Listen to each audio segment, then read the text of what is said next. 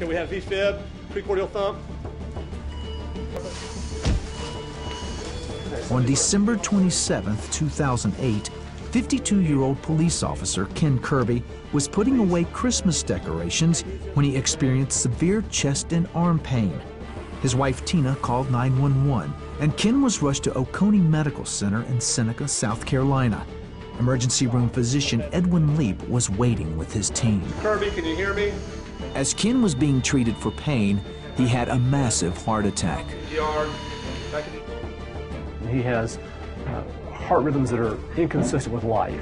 Continue CPR. Check pulse. And he gets shocked, and he gets shocked repeatedly. Clear. Shock. Between shocks, he's getting CPR, he's getting resuscitation drugs, he's getting epinephrine or adrenaline, he's getting lidocaine for the heart rhythm, he's getting magnesium. We give him the thrombolytic drugs, he remains in cardiac arrest. And this goes on and on and on with, I think, I counted 11 episodes of defibrillation. Charge. Clear. And shock. Tina was by her husband's side until he went into cardiac arrest, and she was asked to leave. I'm taken back out of the room into a hallway that is filled with 50-plus people. Pastor, church family, family, my children, and everybody starts gathering around, and we start praying. And I mean, we're praying. We're not getting pulses.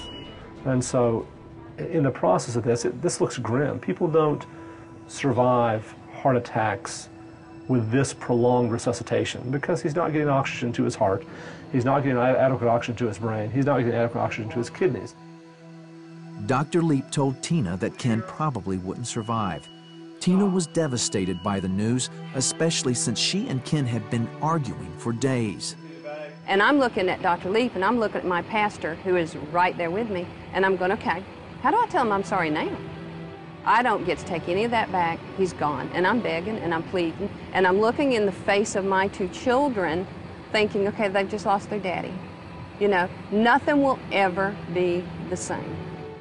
So during the resuscitation, we're working and we're not getting anywhere. And Tina's already been in. She's crying. The whole family's been in and out.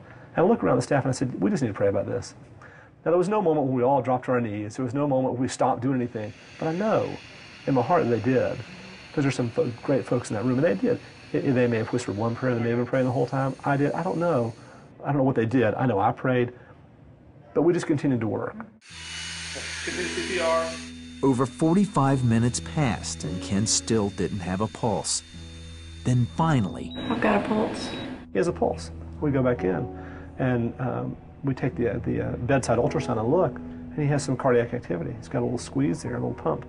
Not a lot. His blood pressure's low, but he's got something. I believe that that was the moment that all those prayers out in the waiting room, God just went, okay, and he just reached down and touched. Dr. Leap and his team did everything they could before sending Ken to a Greenville area hospital for emergency surgery. Ken was as stable as we could get him. He goes to Greenville, and we're happy that we had some success, and we're thankful and we're excited, but we really, most of us have done this a long time. We're not holding out a lot of hope for a good outcome. Family and friends continued to pray as surgeons worked for 3 hours to remove a blockage in Ken's heart. Afterward, the only thing to do was wait.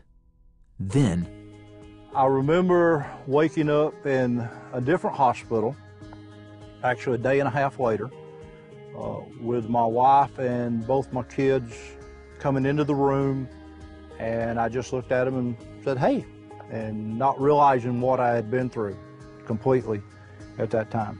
This is a man who, the day before, had been cyanotic, bluish purple from the chest up, with a very long resuscitation, 45 minutes, something like that, of CPR, and he's up the next day talking.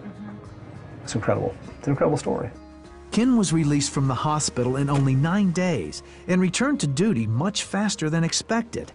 Dr. Leap, a Christian, loves to tell people about Ken's amazing story. This is a person who, by all standard measures, should have died, and he didn't. And not only did he not die, not only did he physically survive, he mentally survived and was talking the next day. I can't imagine that this was anything other than divine intervention. Now, were we part of that because we prayed? I think we were. We prayed. Were we part of that because we worked hard and believed that there was something happening here? Yeah. Made me appreciate my husband. It truly did help me learn that there's a whole lot of things out there that we need to be concerned about, but we need to quit sweating the small stuff and to really appreciate our soulmates and our loves and our families and what God truly has given us. I realize, and my family realizes, that without the prayers that were going on in that hospital for me at that day, I would not be standing here right now. I'm one of God's modern-day miracles.